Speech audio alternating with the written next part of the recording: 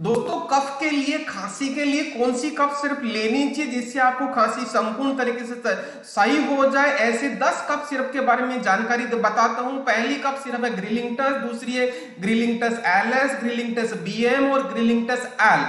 कॉफलेट, कॉफोल, Benadryl, Dabur हानिटास, अस्तालिन and लिवोलिन, इन सभी दवाइयों के बारे में यदि संपूर्ण जानकारी चाहिए, कौन सी कफ सिरप कब लेनी चाहिए, किस तरह की दवाई होती है, क्या साइड इफेक्ट होती है, कफ के रिलेटेड संपूर्ण जानकारी लेने के लिए पूरा वीडियो देखिए। डिस्क्रिप्शन बॉक्स में लिंक दिया हुआ है। स्वस्थ रहें, हेल्दी